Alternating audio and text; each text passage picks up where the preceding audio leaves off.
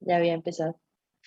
Así que, bueno, nada, eso es simple. Así que, pero como para que se pongan a practicar y de paso se expliquen ustedes y qué sé yo, y traten de entender bien de qué se trata.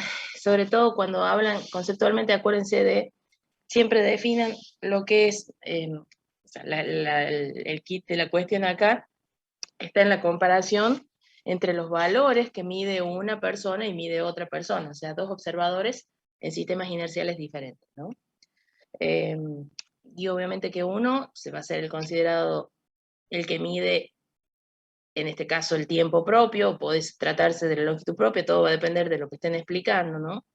Entonces, sitúense o traten de situarse, si estuvieran mirándolo desde afuera, ¿qué vería? Y así, ¿no? Es como para que más o menos lo expliquen, eso es explicar conceptualmente, básicamente, ¿no? Bueno, y vamos ahora con los verdaderos falsos, que son el karma de ustedes. Un tripulante de una nave muy veloz, o sea, ya estamos hablando de una velocidad relativista por cómo empieza. Decide medir la longitud de la nave. Un científico ubicado en la estación espacial también realiza la misma medición cuando pasa la nave por la estación. El tripulante mide una longitud menor que la que mide el científico. Cuando estamos ante una situación de esta, lo primero que tengo que mirar es, a ver, ¿quién mide la longitud propia? La longitud propia de lo que sea que esté midiendo. Entonces, eso es como que lo primero que deberían tratar de situarse en ver cuál de los dos observadores, acá tengo un observador que va moviéndose junto con la nave y uno que está estático en principio en una estación, ¿no? Inerciales los dos. Pero uno de los dos mide la longitud propia y el otro no.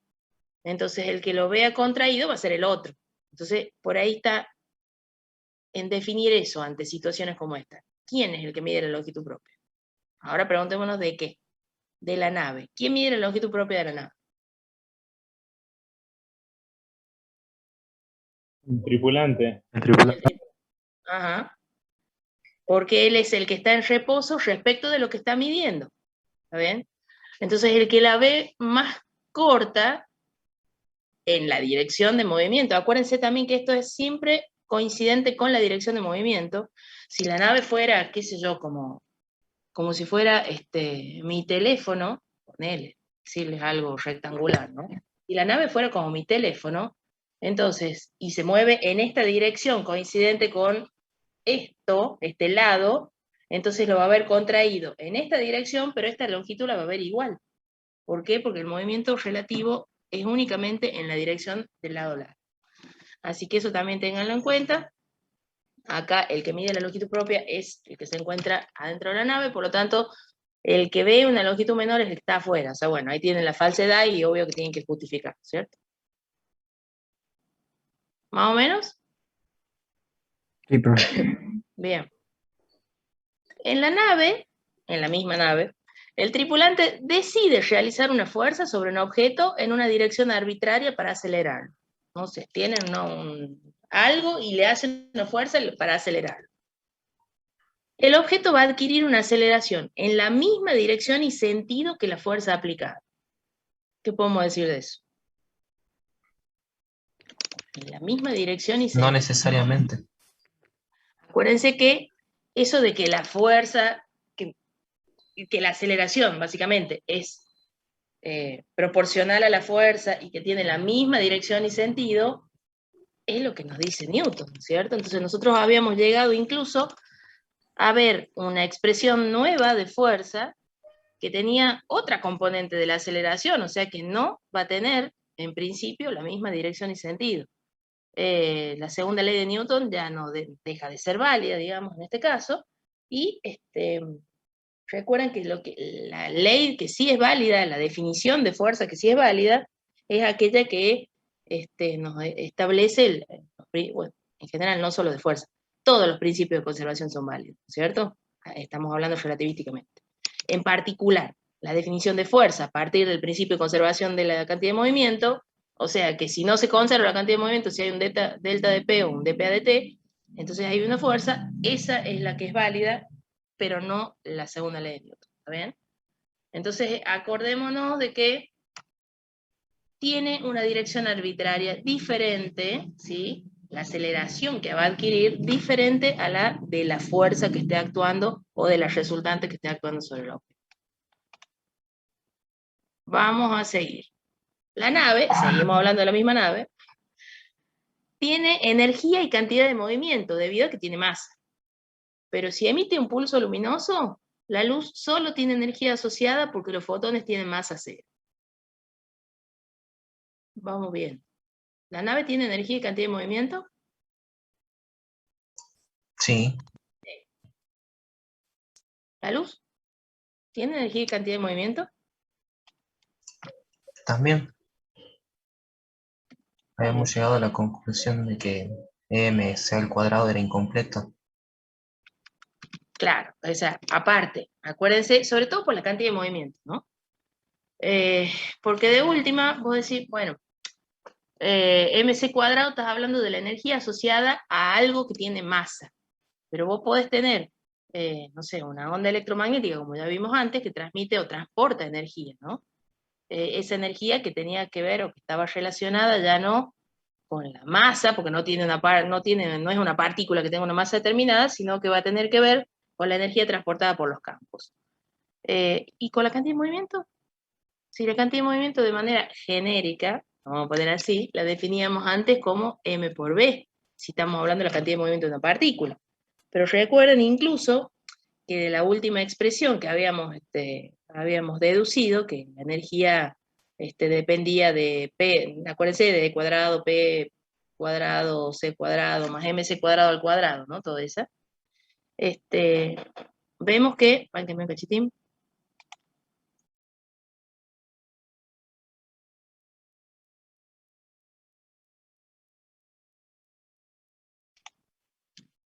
a partir de ella podíamos ver incluso que,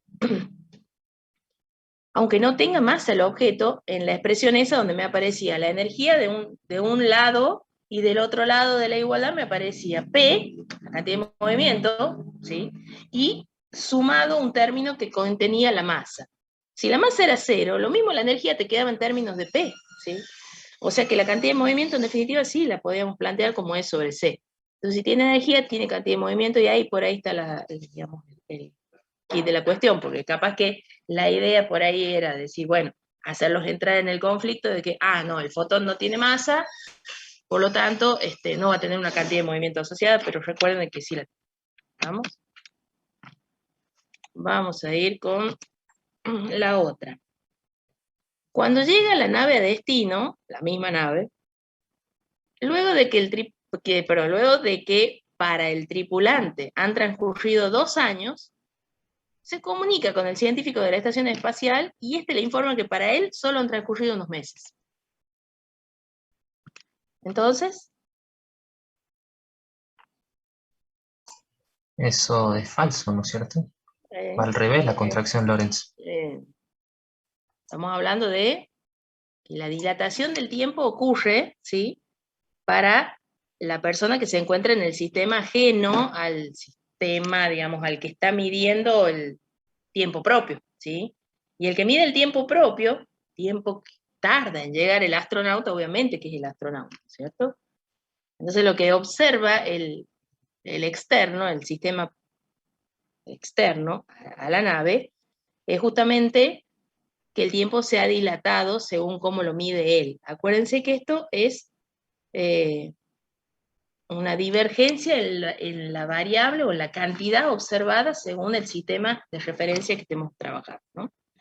Entonces, en definitiva, no estamos viendo de los tiempos porque además no tenemos una velocidad de referencia, pero si para el tripulante de la nave han pasado 2 años, entonces el que se quedó en la estación informa mucho más tiempo, ¿no?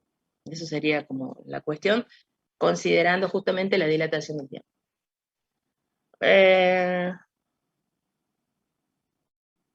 Vamos a ver la siguiente que dice, elegir una de las opciones que se presentan. Bueno, si un protón se mueve en un acelerador de partículas a 0,75 C, debemos aplicar para él las transformaciones de Galileo o de Lorentz.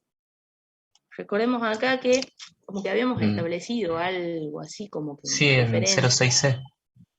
Claro, o sea, como que digamos, se mueve más de la mitad de la velocidad de la luz, chavo, olvídate, ya las correcciones que hay que hacerle a las transformaciones galileanas y a la mecánica clásica son muy grandes, entonces ya no es apropiado utilizarlas. Entonces, más o menos como para tener en cuenta esa referencia, digamos, te dice que la velocidad es 0,75 c, aplicas Lorentz, básicamente. Recordemos, ya que estábamos con esto, cuando hablamos de las transformaciones de Lorentz, básicamente lo que estamos diciendo es justamente cómo transformar, ya sea las coordenadas, o la velocidad, o la aceleración, ¿sí? Los valores que mide un observador en un sistema S respecto de los que mide un observador en un sistema primado, ¿está bien?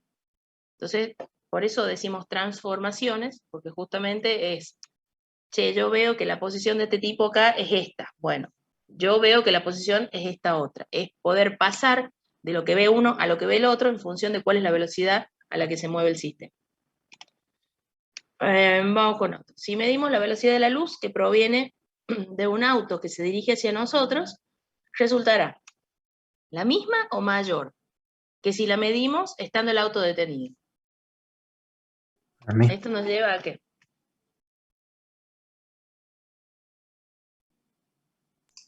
Es Al la misma postulado porque fundamental de Vamos la al teoría. postulado, ¿sí?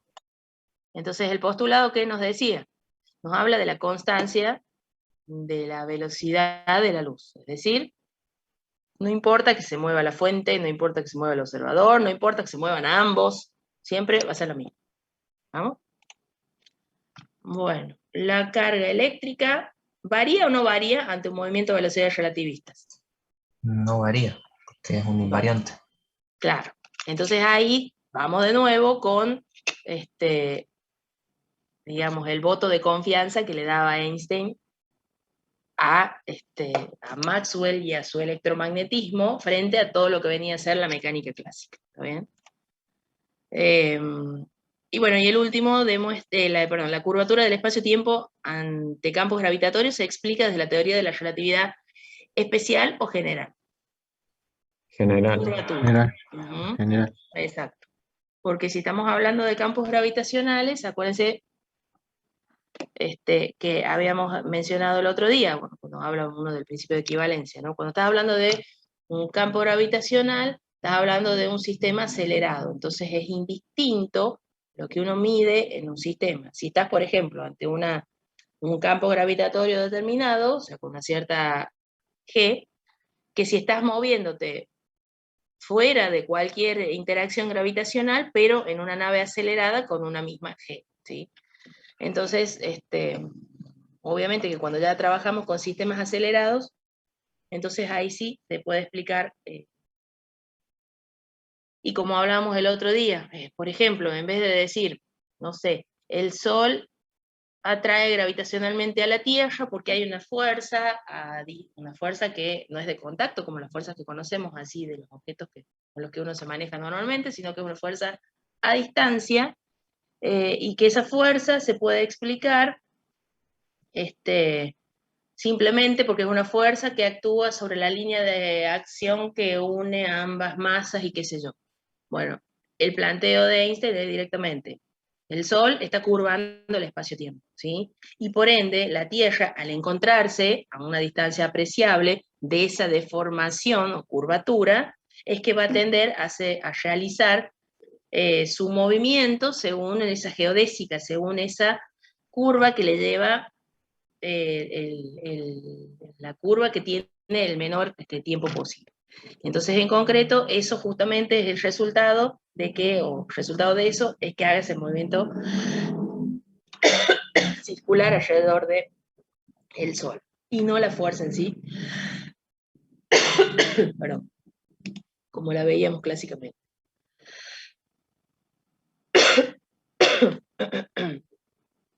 Bueno, los últimos puntos. Uy, Dios. Banque.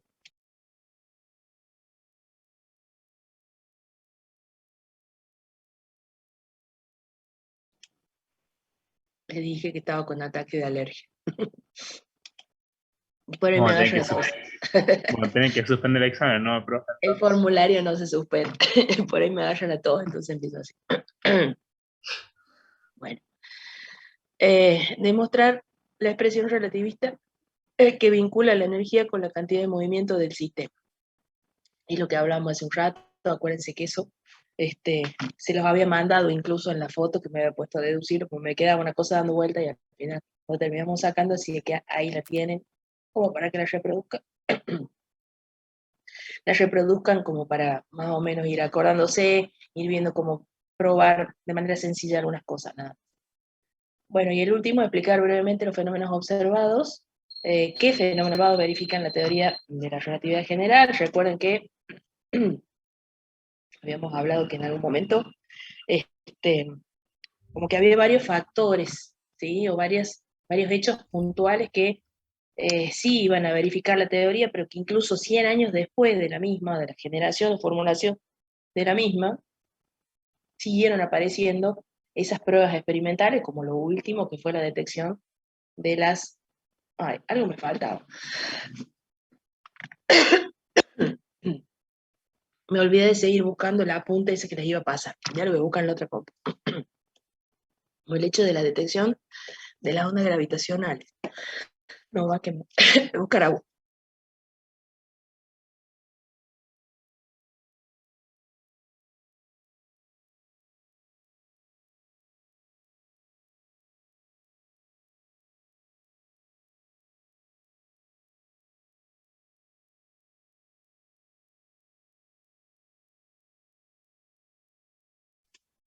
Bueno, quedamos así.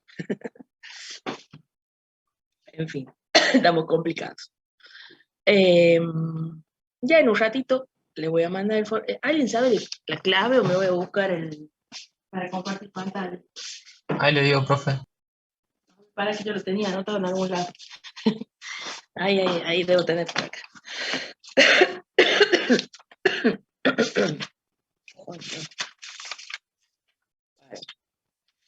Ay, ¿por qué tengo tantas claves? Tengo un cuaderno con claves, nada más es un horror esto. Acá.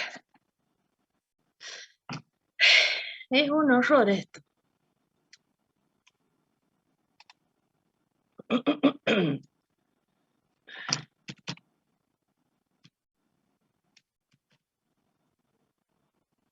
A ver. Listo. Miércoles. Vamos a abrir.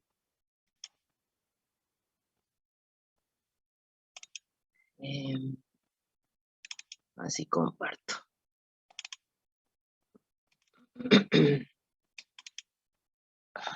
No. Dios. Está acá. Esta.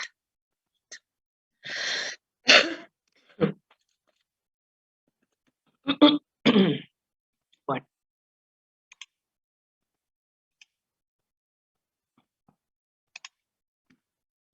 Bueno. Un poco quería por lo menos introducirlos a lo que vamos a ver, ¿sí? Y básicamente, y esto modo de charla, ¿sí? Ay, lo que uno va a tratar de introducir ahora son los conceptos de la mecánica cuántica. Básicamente, algunos conceptos, ¿sí? Como haciendo un recuento histórico desde que comienza su desarrollo, básicamente, ¿no? Estamos hablando de una mecánica cuántica que tiene sus inicios, si se quiere, en el 1900, pero su auge y desarrollo es posterior, o sea, ya estamos hablando de posterior, bueno, 1930. ¿Sí? No obstante, se considera ¿no? una fecha puntual, en que algo así como la reunión en la que estaba yo la otra vez, de educación en física, nada más que está de física y de Alemania, ¿sí? Donde Planck presenta un paper sobre el estudio de radiación de cuerpo negro, ¿no? Y donde él plantea una idea totalmente alocada, por si lo quieren tomar desde ese sentido, ¿no? Porque básicamente, o sea, lo que hacía era tratar de analizar cómo era la forma de irradiar de un cuerpo, como el que figura ahí en la pantallita que tengo acá. Donde eso era una cavidad radiante, es un objeto que tiene una pequeña abertura, que si vos haces incidir energía, radiación, ¿sí? Debido a las sucesivas reflexiones en las paredes internas de la cavidad. Entonces, va a llegar un momento en que va a llegar o va a adquirir ese equilibrio térmico, ¿sí? Y va a estar a una determinada temperatura. Entonces analizaban la radiación, la intensidad por unidad de tiempo, por unidad de área, que provenía de un cuerpo que se encontraba en equilibrio térmico y que radiaba. Oh, mierda. Perdón. Bueno. Está bien, profe, yo estoy igual. ¿En serio? Me agarró. Un caramelo de miel, profe, por favor. No, me agarró después del viento del otro día, el sábado. El sábado estaba encerrada, el sábado pasado. No, estaba encerrada, entonces el viento con tierra no me tocó. Pero en la semana, no sé dónde mierda andaba, que me agarró el viento en la calle y ahí cae. Y ahí empecé. Me lloraban los ojos, moco, la alergia de la tierra. ¿Viste? A veces me he puesto así. Ahora estoy con todo. Y mis ojitos me duelen. Por eso el fin de semana no hice nada. Nada, así literal, nada. En fin.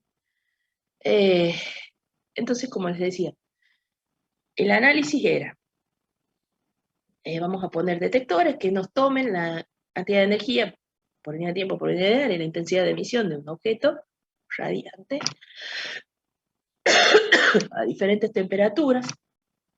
De hecho, también incluso había como un trabajo, si se quiere, colaborativo, por decir, porque se estudiaba las estrellas como si fueran esos cuerpos negros radiantes ideales, ¿sí? Entonces también se analizaban los espectros de diferentes estrellas. Y la cuestión era tratar de explicar cómo era, cómo era la forma funcional que describía esa curva. Porque esos eran los puntos experimentales, ¿sí? A esa curva que le iban a llamar radiancia. Porque en primer lugar lo que observaban es, che, esto tiene esta pinta. ¿Y esa pinta qué quiere decir? Bueno, che, cuanto más grande la temperatura del cuerpo, y se te va la miércoles la intensidad de la energía que vamos a estar receptando, ¿no es cierto? Entonces, la intensidad o la radiancia que le llaman después es cada vez más grande a medida que me sube la temperatura, pero no es una subida lineal, sino que vamos a ponerlo como una dependencia con T a la cuarta. Pero eso no era suficiente, esas como fueron como que los primeros intentos de explicar esa radiancia, ¿no? Insisto, explicando o tratando de explicar cuerpos negros. No se estaba buscando nada más que eso, ¿no? Hasta que después digo, che, pero ¿y si ponemos la función en función de la longitud de onda? Bueno, y observaron la curva de esta forma, ¿sí? Donde esto era para una longitud, pero para una temperatura, por eso acá me aparece esa I de T o I sub T, ¿sí? Porque cuando le cambiaban la temperatura al cuerpo radiante, íbamos a obtener otra cosa como esto, ¿sí? Entonces, en ese intento, después lo vamos a ver mejor, pero es como no quiero dejar pasar y quiero ya iniciarme con esto, ¿no? En ese intento de lograr explicar esas curvas obtenidas de manera experimental, es que trataban, modelizaban para ver cómo iba a ser la forma en la que estaba radiando. Y bueno, ¿y cuál es el punto? Y bueno, che, si la radiación incide sobre las paredes de esta cavidad, ¿sí? Entonces los electrones de esas paredes iban a reirradiar, porque al incidir un campo electromagnético, va a ponerlo a oscilar a la misma frecuencia, que va a reirradiar esa energía, y así sucesivamente. Entonces, llegaban a una explicación, hubo varios intentos por tratar de explicar esta curva, pero que fallaban en algún rango de longitudes de onda. Incluso hubo una en particular que fallaba básicamente para las longitudes de onda bajas, o sea, cercanas al ultravioleta, ¿no? Porque en definitiva tenía una buena aproximación de puntos en esta región, pero después la curva que tendía hacia infinito, lo cual no podía ocurrir, porque no era infinita la energía que iban a obtener. Entonces la idea era tratar de explicar eso. Y es Planck el que logra introducir la primera noción de cuantización, ¿sí? ¿Y a qué se refería? Y bueno, vos estás pensando que incide una onda de cualquier frecuencia, o sea, con cualquier valor de energía sobre los electrones de la cavidad, y esos electrones son capaces de reirradiar esa onda de cualquier valor de energía. Pero él lo planteaba distinto. Y él decía, ¿sabes qué? No va a tener cualquier valor de energía, así como si yo pateo una pelota, y la pateo más despacio, la pateo más fuerte, la pateo como se me ocurre, qué sé yo, y le puedo dar diferentes valores de energía según cómo sea la fuerza que estoy modulando. No, solamente tiene permitido algunos valores, ¿sí? Entonces de ahí la noción de cuantización, o sea, de decir que, yo les pongo como este ejemplo como para que lo dimensionen. Ustedes saben lo que es la recta real. Entre un número y otro hay infinitos números. Y ustedes saben que es la recta, o el campo, de los números naturales. Entre el 1 y el 2 no hay nada, ¿sí? Bueno, la recta real vendría a ser como un continuo, porque entre un número y otro tenés infinitos valores. La de los números naturales es discreto, porque entre 1 y 2 no hay nada. Entre 2 y 3 no hay nada. Entonces, eso es lo que nos aproxima a esa idea de cuantización. Los valores pueden ser 1 o 2 de energía, por ejemplo, pero no podía tener ningún valor entre ellos, o más, ya, ¿entienden? Entonces esa noción que surge con el estudio de los cuerpos negros es la que después tiene auge y valor y demás, y se revaloriza y lleva a toda la teoría más, digamos, más moderna y posterior de lo que es la cuántica en sí. Pero toda esta primera parte, que es como que la cuántica antigua, si se quiere, es donde nace el concepto. Por eso que siempre inicio con esto, tengo que explicarlo de alguna manera, ¿no? Y no solo nace acá, sino que, o sea, con la idea de cuantización de Planck y de los niveles de energía, sino que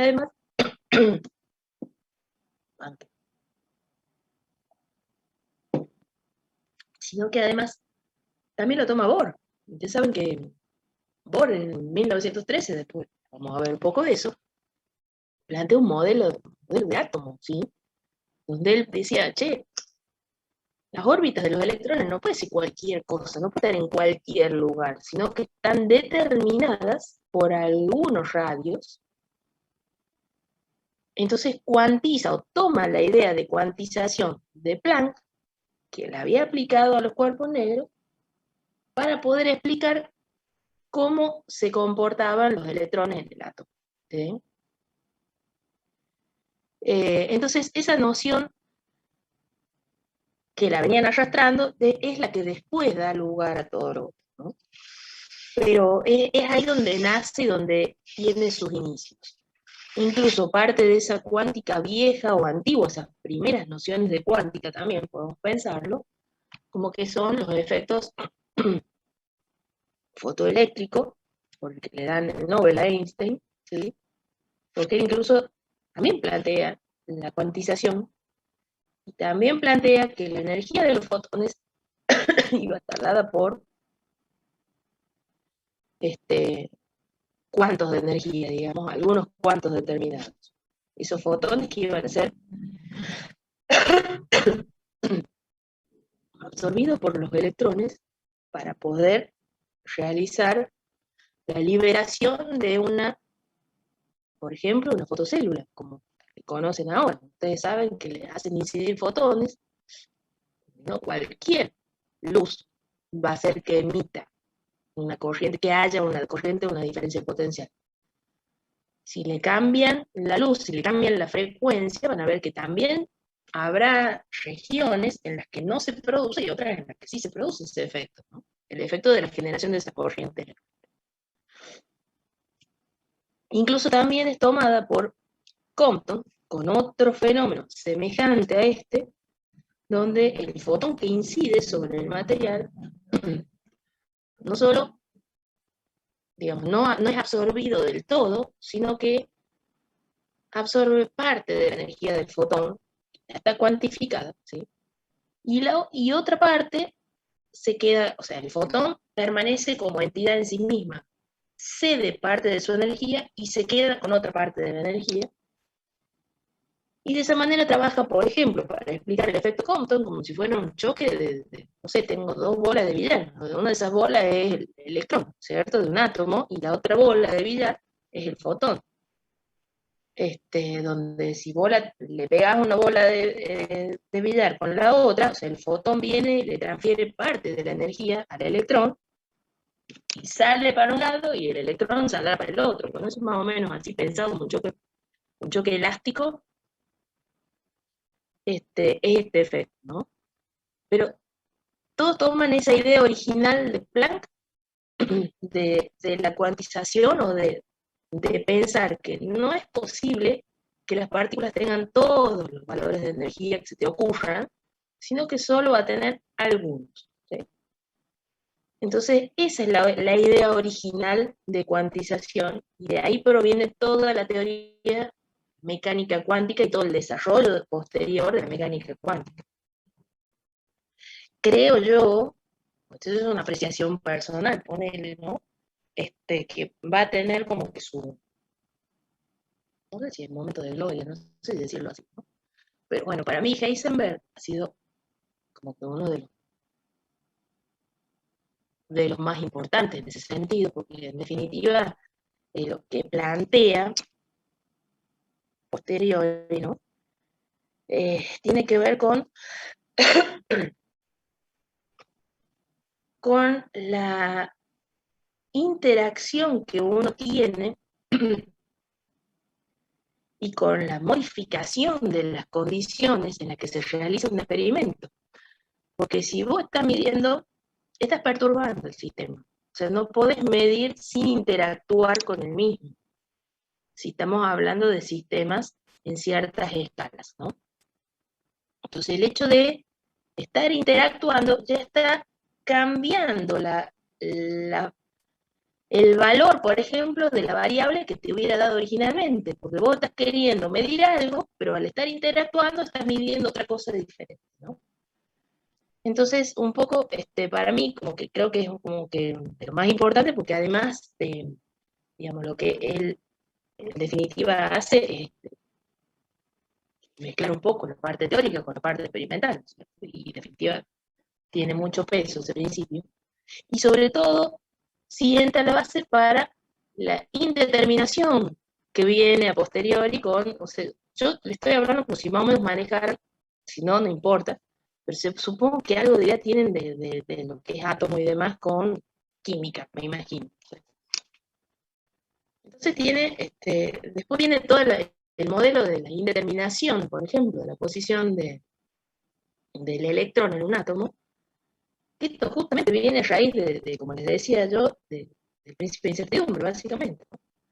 Entonces ya las órbitas determinadas a ciertos radios de Bohr ya no tenían sentido, sino que ya no con Schrödinger, que es el otro importante básicamente, se habla más de órbitas definidas, sino de orbitales. Son regiones en las que la probabilidad de encontrar bueno, no importa. La probabilidad de encontrar al electrón puede ser máxima, mínima, pero estamos hablando de probabilidades. Entonces esa falta de determinismo es lo que por ahí vieron que siempre históricamente se cuenta como que eh, Einstein no estaba de acuerdo con la mecánica cuántica, ¿no? En realidad no sé si no estaba de acuerdo con la mecánica cuántica, sino con la parte, sobre todo, en la que eh, habla de probabilidades, básicamente. Con esa parte es con la que no está de acuerdo, más que nada. Eh, porque realmente era más determinista. En ese sentido, Einstein sí era determinista en lo que veía, en lo que podía apreciar, medir y demás, y la cuántica no. La cuántica hablaba de probabilidades. Voy a bajar voy a sacar el WhatsApp web, porque si no, me va a volver loca esto. No, ¿están viendo ustedes la pantalla todavía? Sí, pues. No, estamos viendo Todavía. el Ahí está, PowerPoint. bueno. Ahí está, ya lo saqué, ya lo saqué. Ahí está el formulario. Perdón, después me vuelvo a conectar para que me vuelvo a conectar para mandárselos. Ay, ¿qué hice? Ahí está. Bien. Entonces, bueno, más o menos les hice como que un recuento de cómo ha ido desarrollándose, ¿sí?, la cuántica desde sus inicios, pensando en cómo describir la radiación que viene de un cuerpo, ¿sí?, a una determinada temperatura, hasta cómo describir el átomo en función de, claro, en función de la probabilidad de encontrar a los electrones en ciertas órbitas, ¿cierto? Entonces, todo ese caminito es por ahí como que el desarrollo de la cuántica. Entonces, como que no tenés una sola noción, una sola idea, ¿no? Es simplemente tratar de medianamente explicar los conceptos básicos, ¿sí? Y obviamente que ya no vamos a entrar demasiado en lo que es la mecánica cuántica en sí. Acuérdense, mecánica clásica, lo que nos describía todos los estados de movimiento de las partículas, de los sistemas de partículas o de los cuerpos rígidos, clásicamente hablando, ¿no? Y la mecánica cuántica, obviamente, sería aquello, el paralelo, ¿no?, que nos describiría de sistemas cuánticos, y estamos hablando de sistemas a pequeña escala, ¿no es cierto? Pero simplemente cuando ingresemos ahí, lo que vamos a ver es que, así como vieron cuando hablamos en la unidad anterior, de que la luz ya estaba harto probado, de que tenían dos naturalezas, al menos hasta que surja algo que lo falsee, al menos. Acuérdense que esto siempre hemos hablado. Vos tenés una teoría, por ejemplo, la relatividad de la que estamos hablando.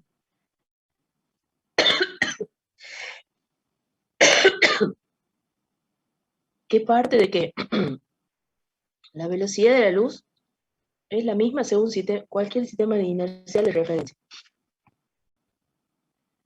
Si encontraste un sistema que te permita falsear ese postulado en alguna circunstancia, entonces tiraste abajo toda la teoría.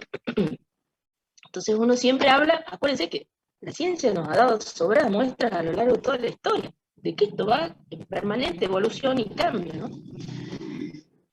Entonces,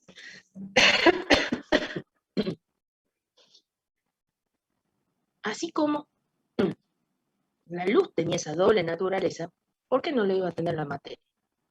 Entonces se plantea incluso esa doble naturaleza para la materia, y se plantea que, así como, qué sé yo, también lo podés explicar, no sé, el movimiento de un electrón como si fuera una partícula de masa m que se mueve a velocidad v, como si fuera una partícula normal.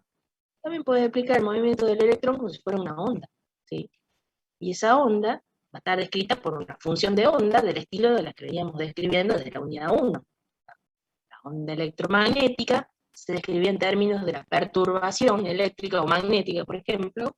Entonces una onda, pensado como onda, también debería poder expresarse de la misma forma. Entonces la mecánica cuántica en sí, que va a describir el estado de esas partículas elementales, ¿sí?, debería poder darnos, de alguna manera, una ecuación que vendría a ser como la equivalente a la ecuación de la dinámica de Newton, por ejemplo, pero aplicada para partículas en este estado. Entonces, A eso llegamos con esa ecuación de Schrödinger después. Y un poco ese es el recorrido que vamos a hacer con respecto a la mecánica cuántica. Quizá no vamos a adentrarnos tanto en desarrollos matemáticos, nos faltan herramientas, pero sí por ahí trabajar conceptualmente como para que les quede medianamente una idea, así como les queda de la relatividad, de qué pasa a pequeñas escalas, es decir, a escalas microscópicas. Y van a ver que, así como la relatividad nos aparecía la velocidad de la luz siempre, aparece en todos lados, y aparece el factor gamma ese que tiene la velocidad de la luz adentro,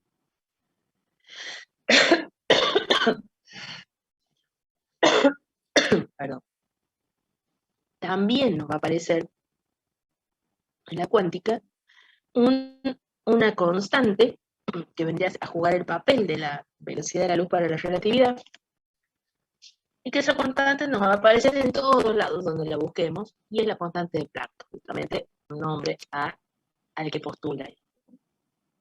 Así que un poco con esto vamos a iniciar ya la unidad de cuántica, no ahora, porque ahora vamos a hacer el cuestionario, así lo tenemos hasta las 5, que yo entre el curso, ¿no?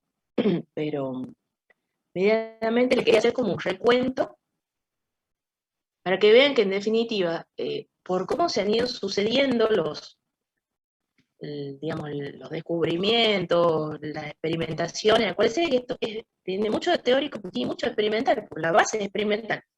Las abstracciones, la abstracción de Planck, que es increíble en su momento, es una abstracción teórica, o sea, ¿dónde se le va a ocurrir eso, sí? Pero para tratar de explicar un diseño experimental, puntos, cuya curva no había forma de hacerla coincidir, ¿sí? Con ninguna curva teórica, matemática, y no tenían el MATLAB, no tenían ningún programa para estar metiendo los puntos para ver cuál es la curva que mejor ajusta, ¿no? Entonces piensen en eso también. Entonces es una locura. Pero desde esa abstracción hasta las abstracciones teóricas posteriores, que obviamente también han sido verificadas, con sus verificaciones experimentales estamos hablando, bueno, ha habido todo un camino, ¿sí? Y que ha ido dando lugar también a ramas y derivadas así para todos lados, pensando justamente en cuáles eran las implicancias de aplicar esta idea en esto, cuál es la idea de esto, y así sucesivamente. Y eso da también, como les mencionaba hace un rato, toda la rama de lo que es la física atómica nace con las ideas de cuantización también, la idea de cuánto de Planck. Entonces, un poco era como para hacerles ese recuento de lo que vamos a ver de física cuántica, desde esa parte introductoria hasta pasado 1930. ¿Alguna pregunta de relatividad o algo así, para que les mande el formulario? De mi parte no, profe. Bien. Esperen que voy a dejar de compartir.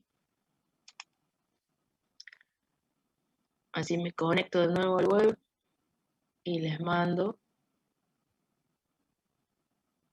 Bueno. Mándenme el formulario. Respuesta, tengo que habilitar respuesta por la vía cerrada. Son 10 preguntas nomás, así que espero que lo puedan hacer rápido. A ver.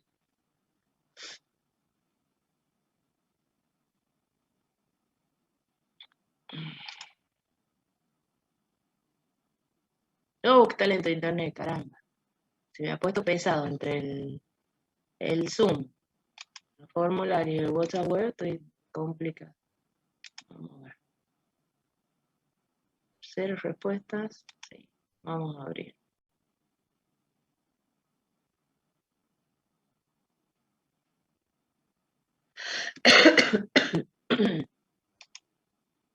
Y vamos a copiar. Carajo. No, no, no, no, se me volvió loca ya. Y yo que no tengo paciencia. Está pensando en el computador, sorry, no soy yo. Así me hace cuando quiero conectarme a veces. La infeliz no me da bola Y yo que me pongo loco. Sí, ya sé, tengo que esperar que la página responda. Está lento internet. Ay, Dios. ¿Hay recuperatorio, profe?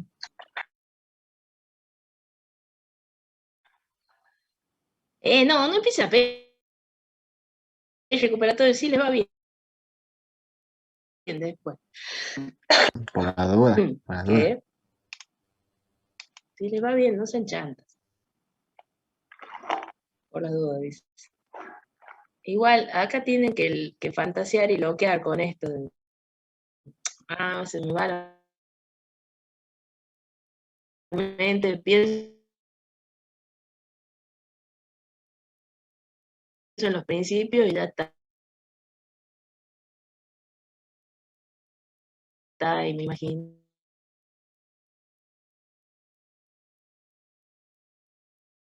Lo mismo que hemos hecho en la guía.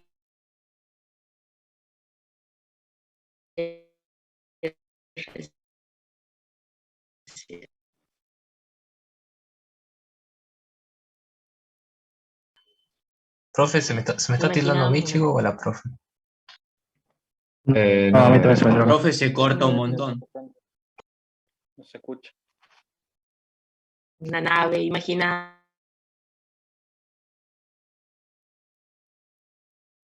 imaginamos, nada más. Hoy hasta que, Dios mío.